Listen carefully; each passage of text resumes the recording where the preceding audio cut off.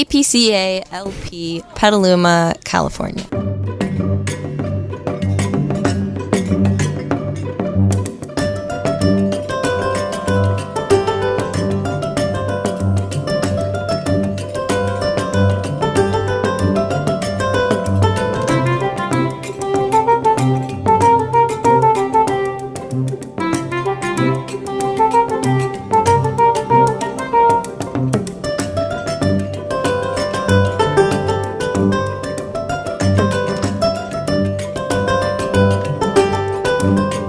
Good afternoon, Petaluma.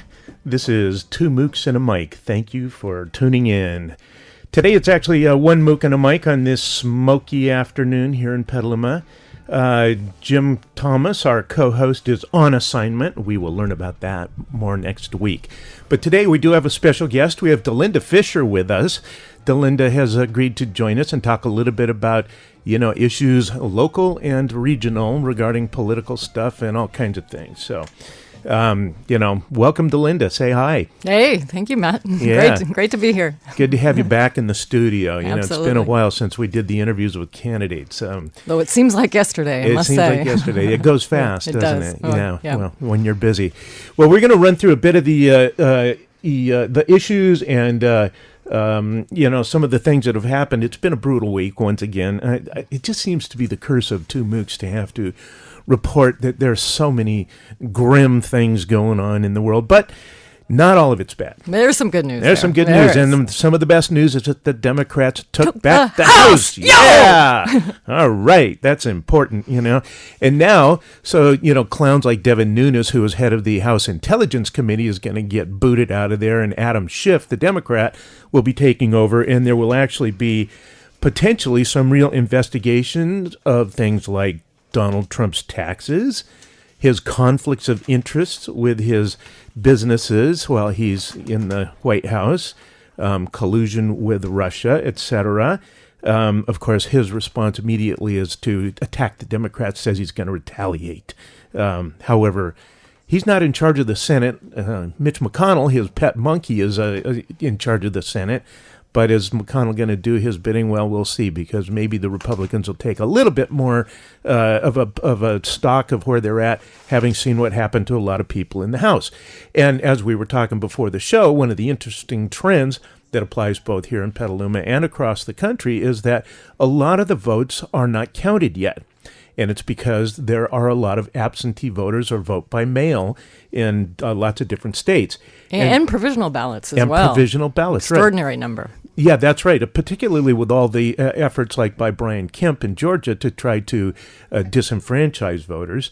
So here of course, in California, it was nice to see that Gavin Newsom made the governorship. I was sorry to see that Prop 10, the repeal of Costa-Hawkins limitations on rent control, lost.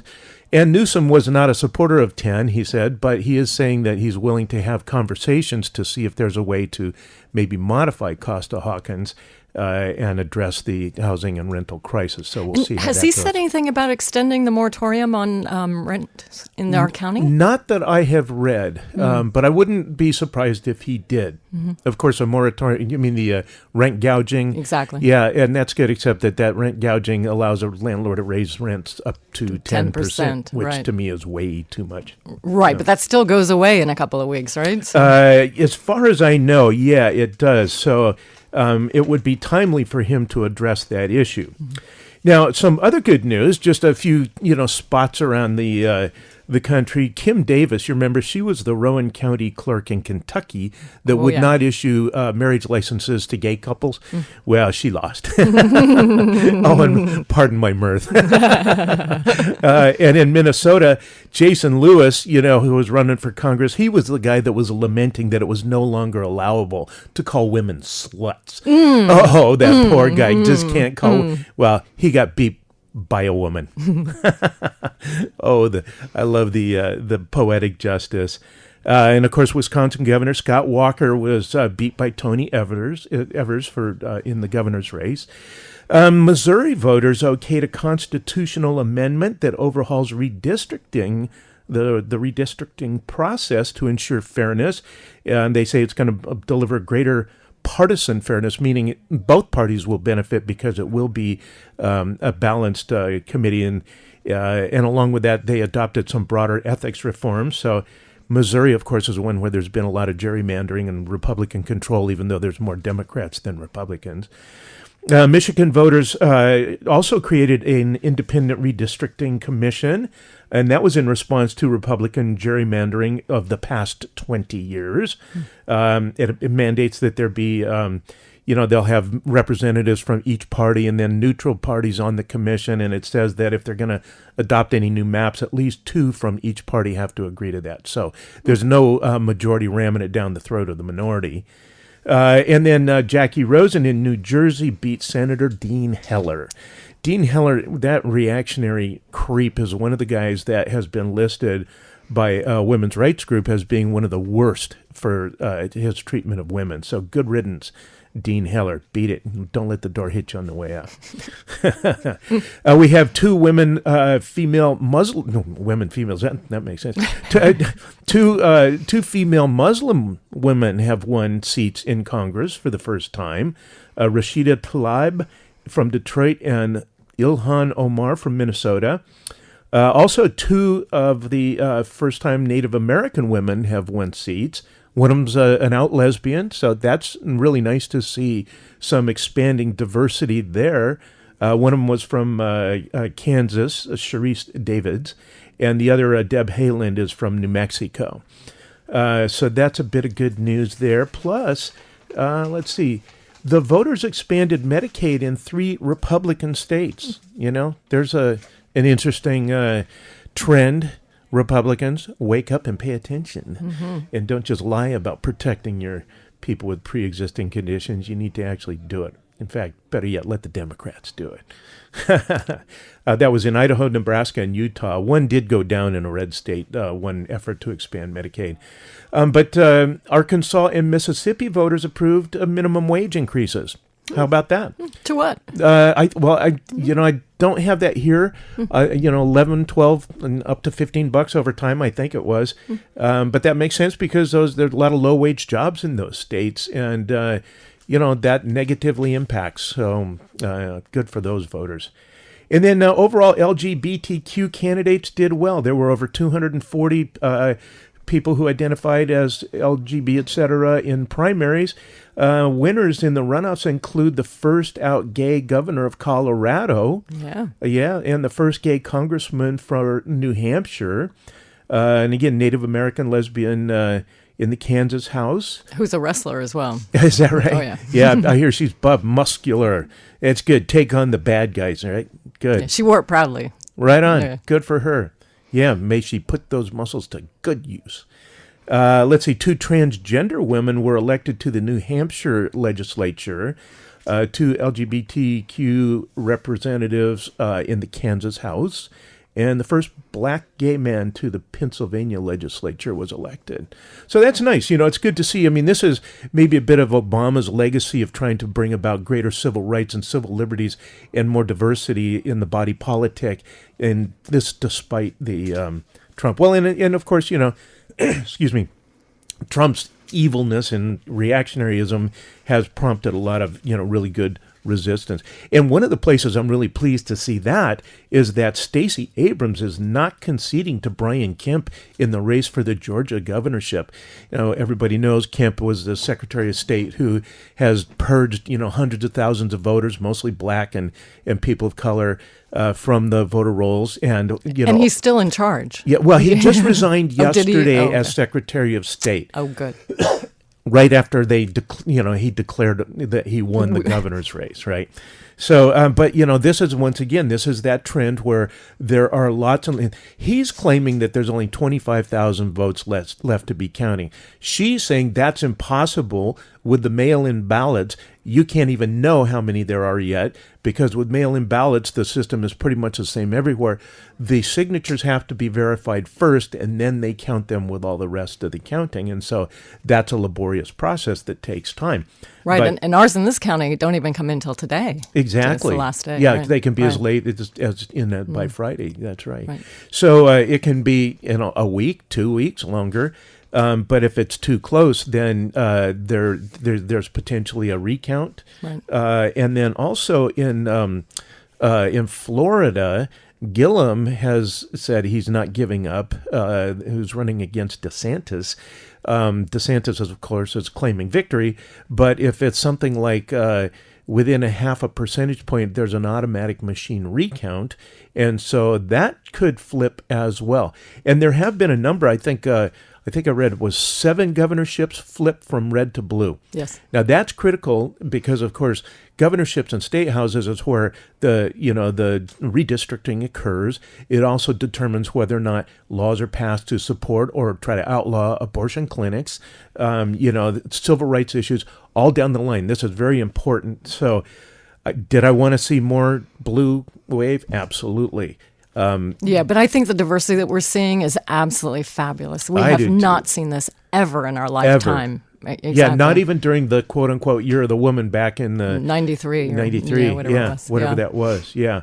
So, and one of the other, horrible things, of course, is immediately Trump, sees the writing on the wall, and so he fires Jeff Sessions as an effort to stymie the Mueller investigation.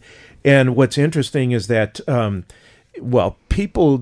legal experts are saying that his replacement, Matt Whitaker, is not allowed to be the acting attorney general because the head of the Department of Justice has to have been approved by the Senate for some position at some point in the past, and he never has. Now, this guy is one of the ugliest swamp dwellers you've ever seen, man. Right, yeah. He looks like a thug. I mean, he's not a guy you'd want to run into in a dark alley. He looks like he wants to hurt you.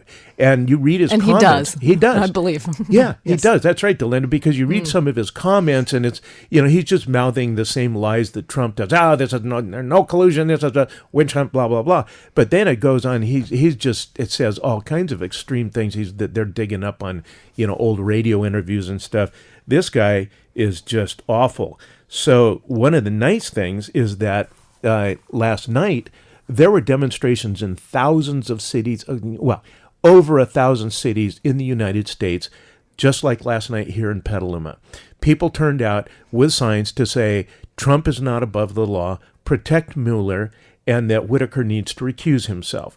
And it was a nice turnout here. So we were out there, in the smoke, and God bless the good citizens. There were probably 80 to 100 people right there at Washington and McDowell, and the spirit was good. And there were a lot of cars honking in support. Wonderful. It was just cascades would come and it would die down, another cascade of honking. There was, some loutish guy and his family that wanted to cross at the corner and told the woman next to me who had a sign that said protect Mueller, is like, you look like a bunch of effing idiots, and she was very civil to him. And you're blocking the sidewalk. She's going, no, here's plenty of room for you and your family here. And I was keeping an eye on him because he was sort of a stereotypically, looked like a big hulking contractor or something, but he just had snide comments and she handled them very deftly. And he says, well, we didn't do that when Obama was president. She goes, yeah, well, Obama, in this administration, we weren't reacting. There were all these indictments against cabinet members and stuff. Well, Obama had them too. It's like, oh, really? And she knew then there was not much point in talking. No. And I was confronted by Carol LaBarle. She went to take down the school board sign there by the Bank of America on the corner where I was standing, which is like, Phoebe LaBarle, somebody is one of her relatives, and she calls me aside and it's like, this is so rude. She saw a sign that said, Republicans zip it. That's so, why do the Democrats have to be so rude to the Republicans? Well, what do you think? I mean, the Republicans are like just innocent bystanders. It was clearly a non-productive conversation, but it was like, really, Carol, where do you get your information? And it's like, well, where do you get yours? Everything I said was like, well, what about you? Well, I get mine from Democracy Now! And Reader-Supported News and Truth Out and Politico and The Daily Beast, and I'm rattling this off, and it's like, where do you get yours? Well, maybe you should watch a little more Fox. It's like, okay, conversation over. So clearly, information is important. So let's see, a couple other quickies before we talk more with you, Delinda, but I did want to say that this whole thing with Trump trying to ban Jim Acosta from CNN from the White House, you must have seen where Sarah Huckabee Sanders, it was filmed, and when Trump was telling him, shut up and sit down, and the Acosta kept trying to ask him questions, he was saying, hey, the caravan is hundreds of miles away from here in Mexico. How is this an invasion? And Trump didn't want to answer. He kept, belittling him. And an intern hopped up and tried to grab the mic, and, he just, she reached in front of him, and he, put his arm up gently. Well, the White House doctored the video and sped it up and focused on, the closeness of the arms and accused him of attacking the woman, the young lady or something, which is complete and utter BS. And people are going, well, there you go. There's the fake news coming right out of the White House. So, and then the New York Times had a good response. They said, if Sarah Huckabee Sanders was saying, oh, I'm so offended, he should be, should never come in the White House again. And they're going, New York Times says, well, if you're so offended by that, what did you say when your boss said, Greg Gianforte, the guy that body slammed the Reuters reporter and knocked him down and injured him, what'd you say to your boss about that when your boss said, he's my guy, my kind of guy? It's like, well, a little bit of hypocrisy there. And then some good news, listeners might remember last year when we were citing the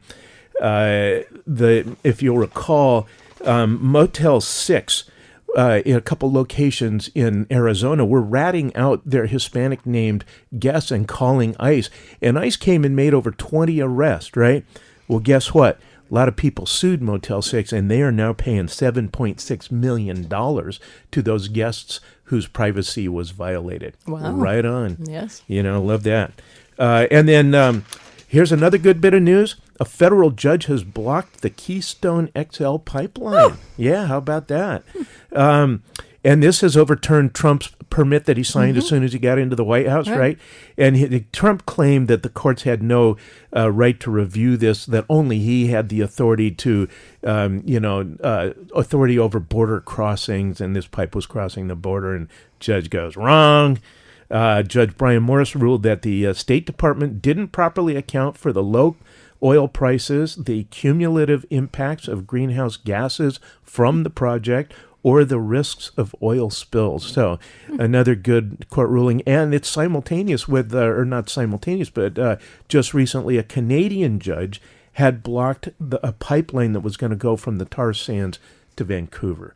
So maybe the ship of state is slowly turning. Yeah, and didn't we just overturn in San Francisco, didn't we just overturn the Dreamers as well? I think so. Yes, Yesterday. a judge did rule that the Dreamers program can continue. Right, exactly. That's exactly right. Yeah, more good news there. So, well, listen, Delinda, that's enough with all that larger stuff. Let's talk to you a little bit. So, you survived a campaign race, right? I did, yes. It feels like I'm still in it, Does it? Yeah. Yeah. Although it's quieter, I must say. Yeah, good. Yeah. Have you slept up? Yeah, slept in and caught up? I sleep really well anyway, but no, I'm getting caught up with work mostly. Okay. So having more time at my desk. Yeah, good. Yeah. Well, so, tell our listeners again, how you ran your campaign and what you ran on, what your intention is to when you're on.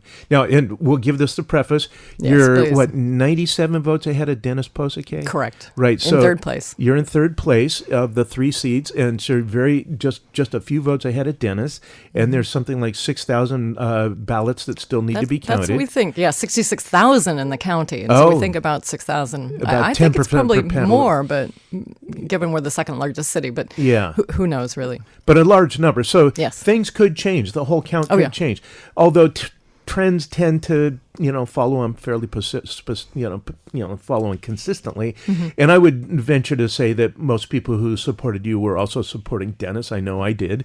You both represent a spectrum of values that I really appreciate and fairly similar in a lot of ways. Mm-hmm. But so what do you think, assuming that you are the winner of this seat, what's your plans? What do you want to do?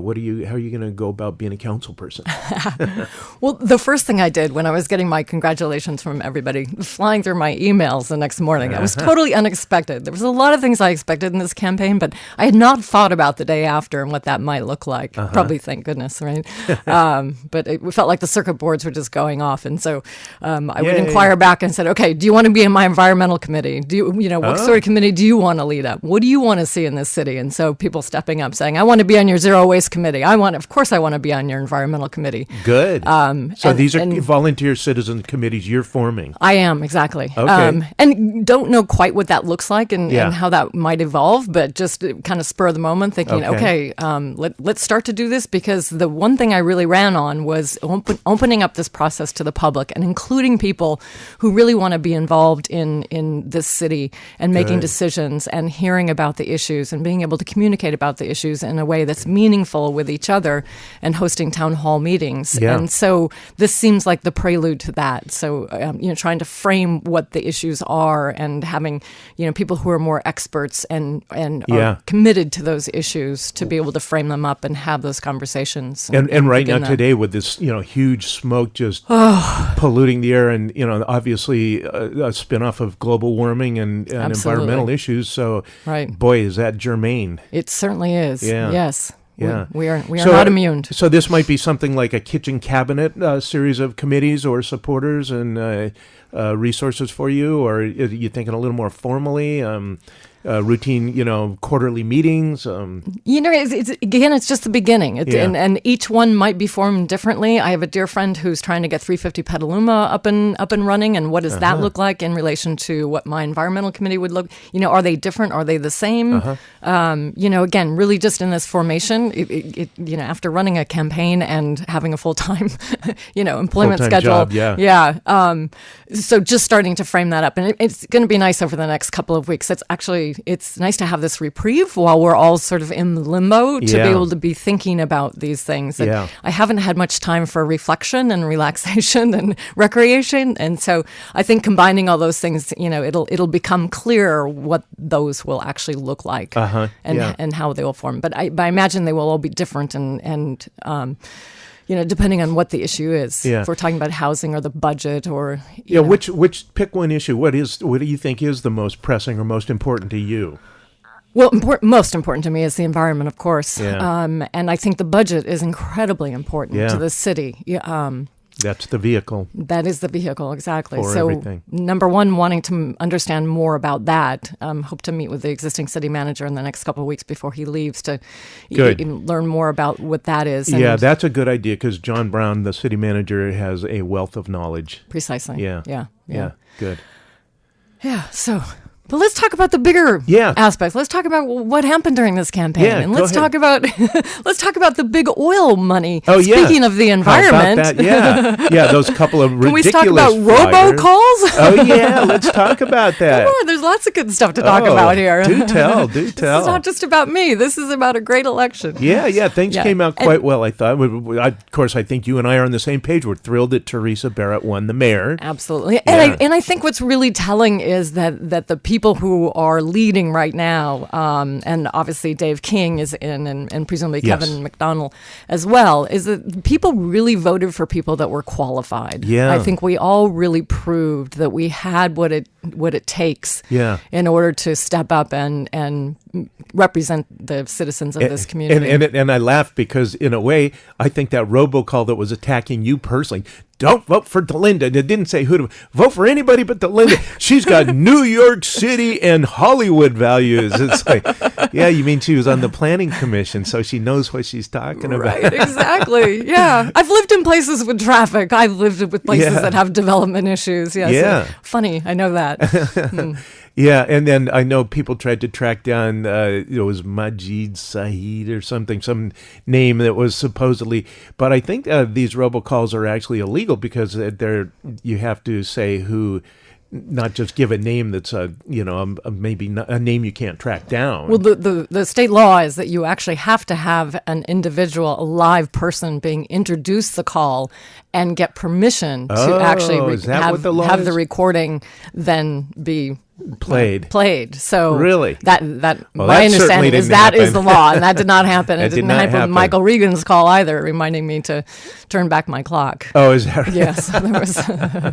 Yeah. Yeah. Well, the two robocalls that were notable to us, Laurie, my wife, and I, were the one attacking you and the one attacking Teresa. Mm-hmm. And it's like Teresa doesn't want Rainier. Right, she voted against Target. Yeah, she voted against exactly. Rainier. Right, and Yeah. it's not business friendly. Yeah, exactly. Target, which was, where the majority of the city council threw the general plan, our award-winning general plan, under the bus because it was supposed to be mixed use and it's a strip mall. Precisely. Yeah, so any idea what, I sent you an email when I got that robocall. I said, good work. You're making somebody nervous. Right. Wouldn't come after me otherwise. Yeah. But And yeah, it- like who is it? Is Yeah. it Big Oil? Is it the same $63,000 that was spent by Big Oil in the city? Is it another permutation of the development industry that, launched the smear attack on me the last time I ran, Right. Or 2 years ago, they had a robocall against Bill Wolpert. Yeah. So, where are these coming where's from? it coming from? Yeah. I wonder if it's Herb Williams of Delphi Consulting, who's like the go-to right-wing consultant for most, conservative candidates. Well, I think the curious thing was that they were all coming from one phone number. Yeah. And they kept coming. People were just teed off. Yeah. It's like, stop these from coming. They just kept coming. And I don't You mean know. the Regan one came from the same phone number? Or? No, not the Regan one, but Okay. the But the two attacking ones. Well, the one attacking me certainly. Okay. But it came over and over and over and again. The first Yeah. one came at, of course, 5:02 on Friday. Yeah. Because you can't make a complaint because the office is closed for the weekend, right? Oh, yeah. How about presumably, that? right? And Yeah. but that they just kept coming, and by Yeah, friends said they got 5 or 6 of the same call. or 15 of the same call. God, It's like, that well, many? were they different? Jeez. Yeah, and I had one woman email me saying, please stop calling me. And I said, Not me. I'd love to, Not me. but I don't know who it is. Yeah, I really yeah, don't know. Yeah. Well, and then you couple that with the couple of flyers that came out in favor of the third guy running for mayor, Powell, Powell, right. thank you. I keep Yeah. thinking Peters. That it's like lovely close-up photos of flowers, bursting out of the ground, and it's like The antithesis of big oil. paid right? for by oil and gas and or citizens for oil and gas and jobs and blah blah blah, and it's like, Right. who made up that name? And the fact is that here's these they've got the green nature picture on there, and they're touting somebody, and these guys are saying we're oil and gas, and it's like, is this a liberal outfit that's pranking everybody? But it wasn't really. I mean, it really, I think they were genuinely thought that this piece was going to help Powell or Harris or Regan or whoever they were sending it out for, but it just was I don't know. weird. But I am curious to know where the money was spent. Yeah. And we can't know, right? Yeah. Isn't the Citizens United? Yeah, well, Yeah. that's true. Yeah, there's all kinds of barriers to that. But each one of those cost what, $6,000 or $10,000? I mean, if you're sending them to all the voters in the city, and it's the postage and the cost per card. I mean, they're at least a dollar a piece, and you send out 6,000 or Mike, 8,000. I wouldn't know, Matt. I didn't mail out anything. Yeah. My poor postal carrier was already so weighed down. Yeah. We actually hand delivered our cards to Good for you. 8,500 doors. 8,500 doors. 8,500 doors. Yeah, that's a lot of sidewalk. That's a lot of sidewalk. Yeah, good well, for you. How else do you get to know the city other It's than true. going door to door and talking with people and, Yeah. and seeing their neighborhood and seeing their community and what it looks like? Because Yeah. we are very diverse, and we different neighborhoods appear very different. Sure. And what was your takeaway? What were a couple of events or incidences that stick in your mind from that experience? It really is about how our built environment has an effect on our community. So depending on where you live and how your house is fronted, is your front door on the sidewalk or is it not? Is it hidden to the back? Do cars really dominate your neighborhood so the garages are just on the street? And I think that has a big effect on the ability to create community and have interactions with your neighbors. And that's what I noticed that because of the way our city has been developed, that each community was very different in that aspect. And I came across some areas that I obviously didn't know existed. I haven't gone through every street of this Sure. of this city. And there were some absolutely fabulous, lovely little communities, just like new urbanism that I see in my mind is how I want the future of the city to be developed. And they exist. Yeah. They are here. Little There's pockets. not many of them, but they in fact do. And you can see and feel how they have created this wonderful community, just in the sense that you have of being there. Yeah, it's sort of cozier, and even some on the east side of, They were both on the east side, actually. Yeah. Okay. Yeah. Good. Yeah, and I hate that saying east side, west side. Well, again, I'm trying to figure out how to change the languaging so we don't keep kind of citing ourselves, right? Yeah. Democrat, Republican, east side, west side, black, white, gay, not, how do we think of our languaging so that we're more inclusive? And, Yeah. Well, it's of course, humans do tend to identify things geographically, even if it's like, where is it located? Well, east side, west side. I mean, they do have some functionality there, but they don't want to. We don't need to make them, siloed communities. Yeah, I'd much rather talk about neighborhoods, I think. Yeah. So, and then, so one of the big issues that was up was Rainier, the Rainier Crosstown Connector. What did you hear back from people, and did it change your view on what you think should be done? Well, let's talk about Rainier historically in this city. Okay. And let's talk about the fact that, it has been talked about for 50 years, at least. Started in the general plan in the 1960s. Okay. And at that point, it was actually only going to be a northbound on-ramp and off-ramp, and it was not going to cross the river and go to Petaluma Boulevard. That was the original general plan idea. And it really evolved, hasn't it? Sure has. Yeah.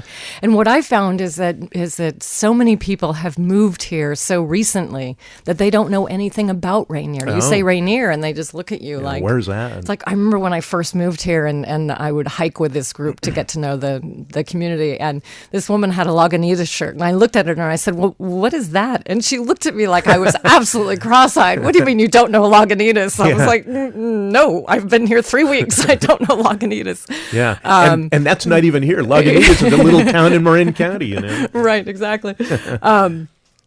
But interestingly, there was one couple at the farmer's market that was introduced to me by Stephanie Wilkinson, who she and her husband Jerry spent every Tuesday at the farmer's market in the morning setting up and being my proxy before I got there at noontime. Yeah, good.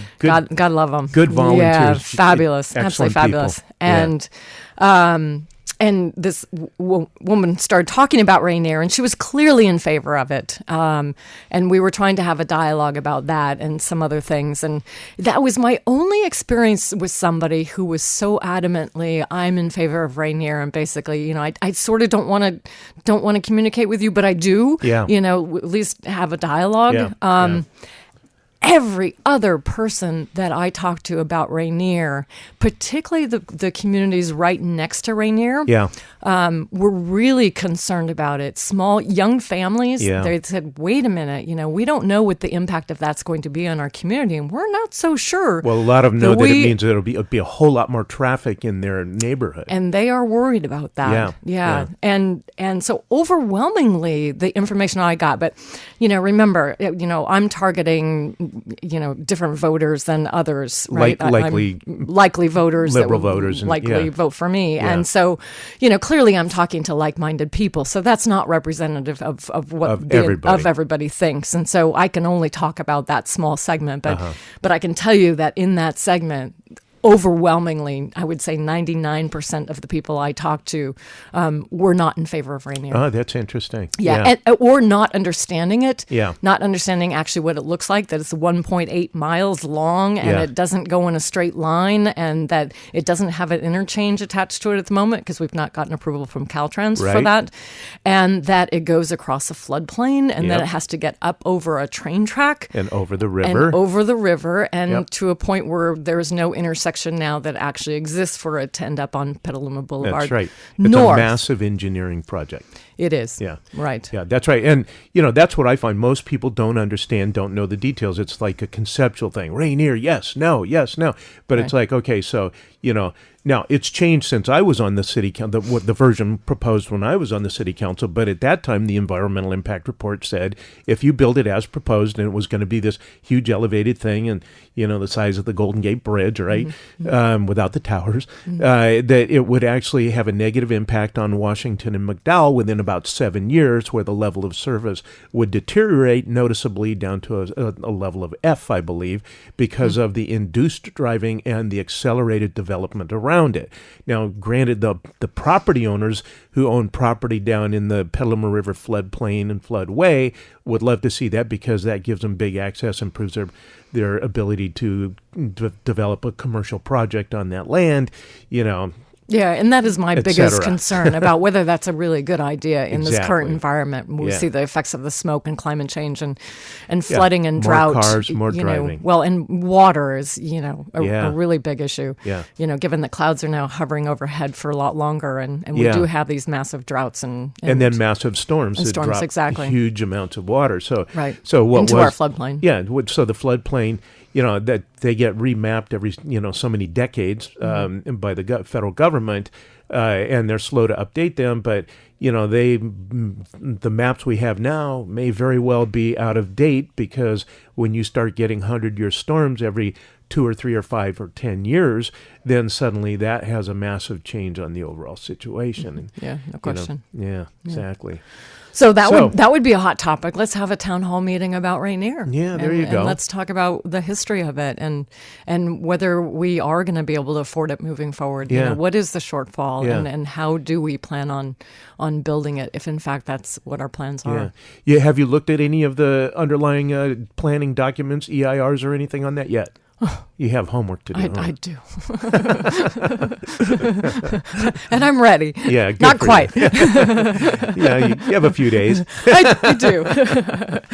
but there is a lot of information there that needs to be digested. Yes, absolutely. Yeah. And so where's somebody who wants to be on my transportation Oh, there you committee go. and research Rainier and really Yeah. get to know the nuts and bolts details. of it and the details, Yeah. and so be able to present it. Listeners, Yes. check in with Delinda if you're interested Right. and want to help her out here. This is a good opportunity to, do some good citizen activity. Yeah, So, email me, dlyndaf@gmail.com. there you go. We'll give that Thank again you. before the hour is over, Delinda. Great. Yeah. So, so the robocalls were funny. They seemed like they might have backfired. Perhaps. And it's interesting that they had one attacking Teresa, and of course, she is on the Bay Area Air Quality Control Board right now, and a rational head that she is. I'm wondering if maybe the attack on her were by people who, I think Janice Cater Thompson, Cindy Thomas was speculating that she was wondering if the gentleman that owns an oil company in Santa Rosa might have been involved in that, because of course oil companies are constantly having to be reminded or more than reminded, to stop polluting our air and water and such. So that was an interesting speculation. What do you think? No comment. I have no idea. Yeah. I really just don't know. Yeah. And the one against me, I didn't think was actually that negative. It was it was kind of quirky. It didn't say don't vote for me because I'd done something evil, or that I was just the fact that I hadn't lived here very long. Yeah. I think they said that there were many others everyone else had lived here longer. It wasn't quite true, and I've never lived in Hollywood. Yeah. Then that raises a whole issue about what Robert Conklin ran on. That he's sixth generation Petaluma. He did very poorly in the race. He really nice guy, but really had no understanding when I first talked to him of how city government operates. And then, I think he was learning as he went I think he along. learned a lot along the way. I think he did. I spoke with him yesterday, and he really did learn a lot along the way. I think he did, but I think and I was great to have him in the race, I must say. Was it? Yeah. I think so. He's Absolutely. a nice guy. But I think just to go in and say, well, because I'm sixth generation here and I can relate to people who can't afford to live here, it takes more than that to be, an able and capable city council person, I think. But he did it really because his friends were sitting around, bitching and moaning, and he said, "Well, wait a minute, do something. Yeah. Stand up and take a stance." And he did. And good for him. And maybe absolutely, if he keeps paying attention and starts going to council meetings and maybe does look at the budget a little bit and sees how some of the processes work, then maybe in 2 years he'll be ready. Yeah, I think he proved his point. Yeah. Okay.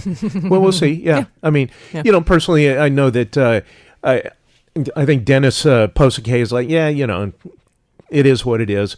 But I know what it's like to lose an election. You put a lot of, blood, sweat, and tears into it. You put a lot of heart into it. I know Dennis did. And if he doesn't get the seat, then, there's going to be disappointment there.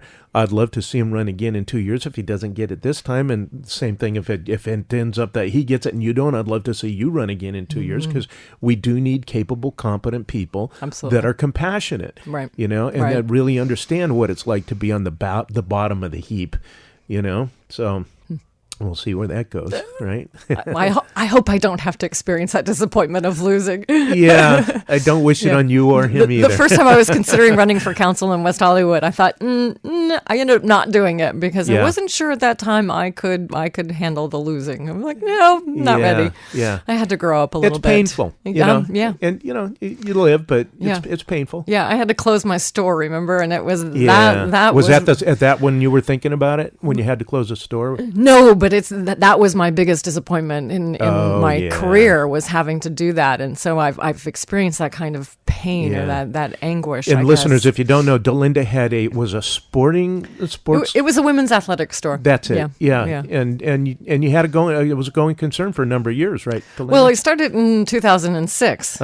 Timing is everything. Oh, so it wasn't just a couple years. Not so lucky. Yeah. So in 2008 during the recession, so we were just getting going in 2008, and it really put the brakes on. The recession really put the brakes on it.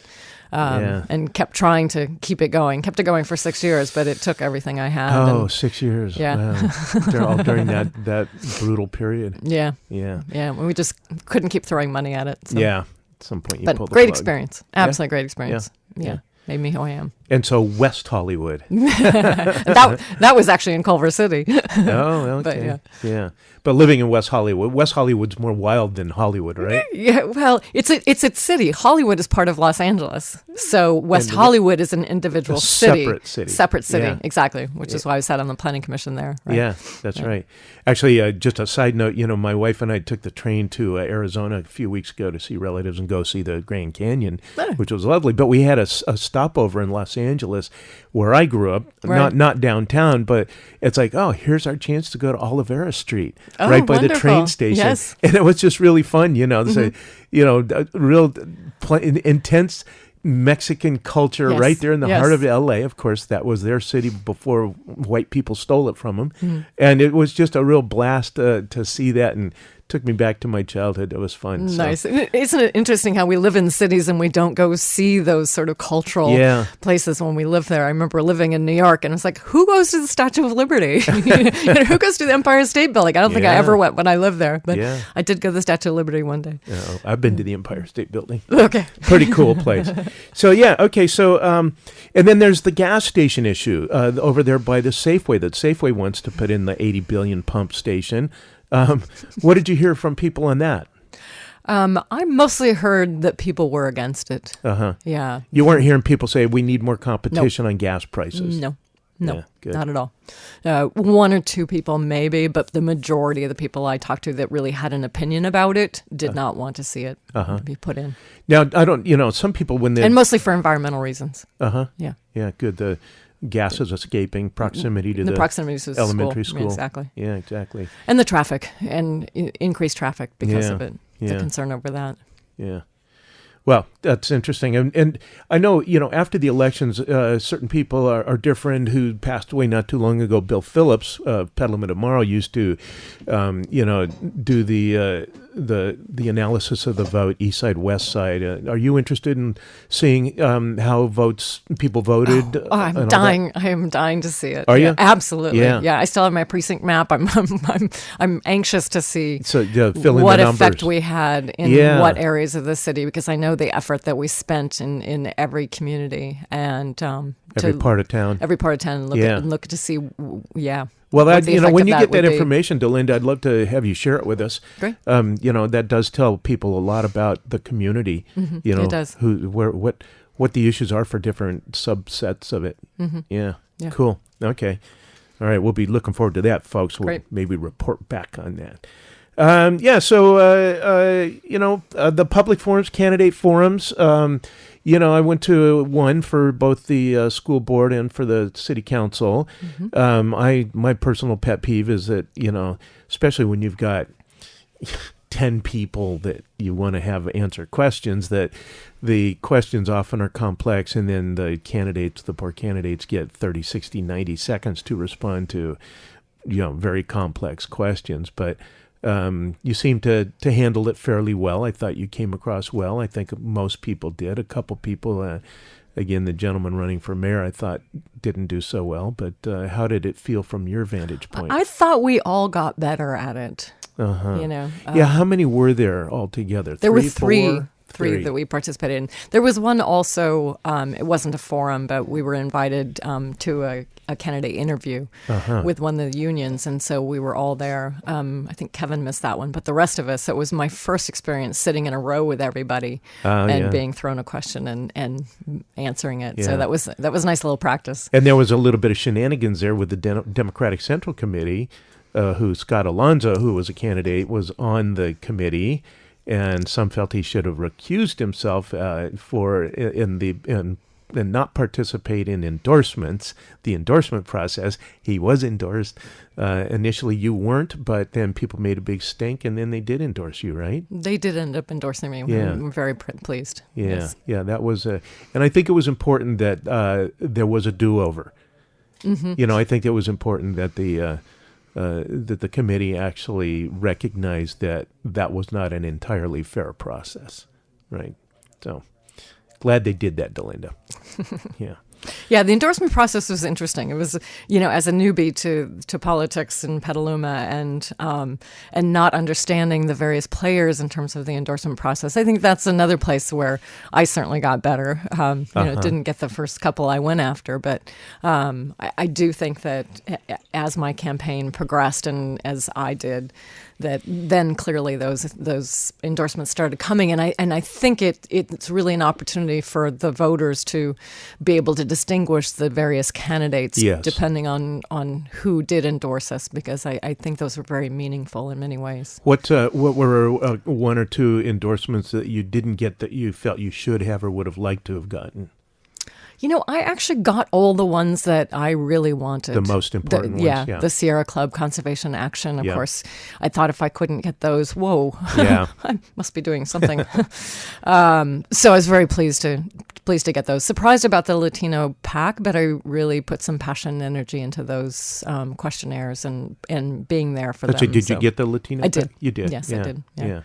Yeah, in fact, our listeners may not know, but a lot of organizations put out questionnaires, and a lot of them take a lot of work to answer them. They're deep questions, and they're looking for real thinking. I remember, filling out multiple page responses to some of the questionnaires. Yes, every single one of them. And not only just the organizations that were asking or giving out endorsements, but also other neighborhood groups, So there were a number of people that even the bicycle Petaluma asked for answers back about what we thought about bicycles and or the sure. La Cresta Ridge and exactly, that the people concerned with Davidoff development and precisely, such. and those were incredibly time consuming if you gave it the energy and the consideration they deserved. And it was also a really nice way of formulating my positions as well. Yeah, it serves to clarify your own thinking, doesn't it? Absolutely. Yeah. Yes. Yeah, I found that to be true. It's like, okay, so I know what I want, but now I have to really articulate it. That's a good exercise. Yeah, it was a very good exercise. Yeah. Yeah. So again, I think I probably got better at that over time as well. And I'm glad you got the Sonoma County Conservation Action endorsement. They are, I consider, the most, the preeminent environmental group in the county. However, they have not been seen much around Petaluma because they are always constantly strapped for money, and their canvassers focus mostly in Santa Rosa, where they, sign people up for annual membership, and, that helps pay for the canvassers a little bit, but they're working for peanuts. Yes. And we'd like to get them back down here in Petaluma because there's a lot of issues that I really wish that they had in the past and would in the future do some canvassing and educating on, because they are really good at educating people. Right. So if you really do believe in the environment and you have some extra, $30 or $40 running around, please become a member of Sonoma County Conservation Action. Yeah, they are an important organization. Really good group. Yes. Yeah, exactly. Good people and do a lot of good work. So, and then I did my little 2 cents. I have my personal voter guide. I put it out on Nextdoor, which engendered a pretty good conversation between people. And some people, who's this mug? Hey, it's Mook, not Mug. Other people's like, oh yeah, he was on the council, whatever. And I always say, use it as you will. You don't, you don't have to vote the way I tell you. Right. I think you should, but you don't have to. Yeah. Well, when we looked at the size of that ballot and all of the issues and all of the people that we were making decisions on, that was a lot to digest. It's a lot of work. And then if you're just like, a working stiff and don't have the political gene, how do you know who to go to, where to? So many people vote according to who they like and are friends with, or their family, or somebody they trust. Other people, they're at the mercy of TV commercials and flyers in the mailbox, and what a horrible fate that is. I almost brought my stack of flyers today because I kept every one that I got in the mailbox. Oh, yeah. Yeah, again, those poor mail carriers, they were just dying. This was a really bad election. I think I saw huge. more this time than ever before in the 3 decades I've been in this town. Yeah, talk about environmental concerns. Yeah, yeah, exactly. And some of them, they were the same goddamn flyer that you'd get, 2 or 3 times. And Yes. It's like, hello, you're spending your money on this. Like, wow. Yeah. You don't want people that make those kinds of economic decisions in charge on the city council. Well, I met so many people the last 2 weeks of the election who were, yes, I am now looking and I'm sitting down at the kitchen table tonight and I am, my wife and I are going to go look at this and really give it some. So people were really, really interested and engaged and wanting to know more. So we appreciate your guide as well. Well, yeah, because if you don't have any knowledge or experience and you're not paying attention to that, you don't read the Argus, you're not on Nextdoor, whatever, then to just read the voter's guide, the pamphlet that comes with your ballot and stuff is pretty, there's a lot there to digest. And even then, of course, it's very hard to tell what the true accurate picture is. Right. And having, put it out to my couple hundred, personal email list and then put on Nextdoor and the Aquas newsletter and stuff, I got feedback from people and my good friend Barbara Pollock, sent me some good sites to check out for like the judges. The judges are very hard to find information on. Yes. And if you Google judge ratings or something, the main one that comes up is a real right-wing conservative, website that is hostile to any judge that would ever say it's okay to have gay marriage or, that you shouldn't pollute the ocean or something. And so that's kind of like, okay, who not to vote for, the ones they like. But then a couple other websites came along and offered some specific details on rulings that individual judges had made, and some were done by lawyers and stuff, so you could really kind of get a more three-dimensional picture. And so I actually ended up revising my original voter guide based on some of that information. And even then, as a student of politics, there were a bunch of initiatives or a few that were like, how the hell do you figure out what the real implication is? Exactly, like right. Prop 12, it's like, so many progressive organizations and groups said vote yes, that's the animal, treatment. Right. Others said, PETA and some others said, oh no, this is going to rescind what we approved in 2006 with the previous Prop 2, I think it was, that said chickens should be able to stretch their wings fully, and now this one's going, well, they only get a square foot, in the cage per bird. And so it's like, but it did make things for veal calves, Right. Yeah, it is interesting, isn't it? And I historically, my brother actually used to work on propositions. I think he worked on the first gas tax, actually. And historically, I've always said, whatever it is, I'm going to vote no, because that's just not the way to do legislation, right? Yeah. Of course, it changed my mind a little bit this time around, but to that point about where do we get our information, and is Nextdoor reliable, and how people go to Facebook all the time, Argus, and so what are our sources of information to learn more about these things? Yeah. And it seems pretty fragmented in many ways. It is very fragmented, Yeah. and even if you're doing like a web search, that means you have to spend a lot of time and a lot of delving and digging. And most people just don't have the time and energy to do that. Yeah. I mean, I'm glad I'm not working a full-time job, because I can put some time into that and, kind of enjoy it in a sick sort of way.